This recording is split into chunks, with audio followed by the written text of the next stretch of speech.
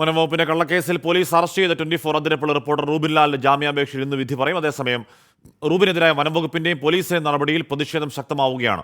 റൂബിന് പിന്തുണ പ്രഖ്യാപിച്ച് ഉൾവനത്തിലെ ആദിവാസി ഊരുകളിൽ നടക്കം ഒരുപാട് പേർ വീട്ടിലേക്ക് എത്തുകയാണ്.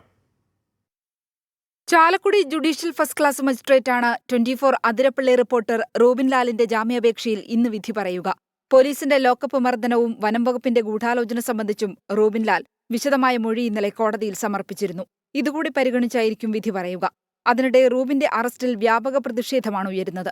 കാൽനടയായി മാത്രം ചെല്ലാവുന്ന ആദിവാസി ഊരുകളിൽ നിന്നടക്കം നിരവധി പേരാണ് റൂബിന് പിന്തുണ പ്രഖ്യാപിച്ച് വീട്ടിലെത്തിയത്. എല്ലാ ആദിവാസികളും സങ്കടമാണ് ഇതിന്റെ സംഭവത്തിലെ.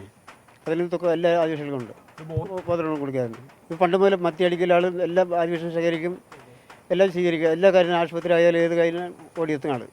വനം വകുപ്പിന്റേത് പ്രതികാര നടപടിയെന്ന് അതിരപ്പള്ളി ജനത ഒന്നാകെ പറയുന്നു.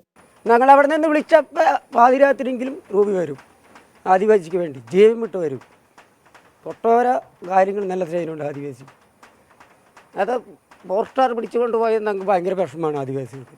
അർദ്ധരാത്രിയിൽ ആരെയും അറിയിക്കാതെയുള്ള അറസ്റ്റിന്റെ ഞെട്ടൽ മാറിയിട്ടില്ല അമ്മ രജനി മണിലാലിന്. 1:30 എൻ്റെ മൂത്ത മോൻ വിളിച്ചപ്പോഴാണ് അമ്മ റൂബിൻ്റെ ഫോൺ കൊടുക്കാൻ പറഞ്ഞപ്പോൾ ഞാൻ വന്ന് നോക്കുമ്പോൾ റൂബി ഇവിടെ ഇല്ല, വാതിൽ തുറന്ന് നടക്കുന്നുണ്ട്. അപ്പം എനിക്ക് ആകപ്പാട് വിഷമമായി, എന്താണ് ചെയ്യേണ്ടതെന്നായിപ്പോയി. എൻ്റെ മോനെ അങ്ങോട്ട് പോയി, ആര് കൊണ്ടുപോയി?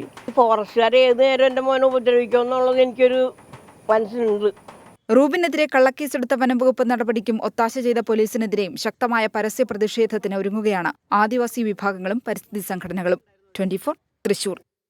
വിധി ദിനത്തിൽ 24 മാജിക് ജൂൺ 4 ചൊവ്വാഴ്ച രാവിലെ 5 മണി മുതൽ 24-ൽ.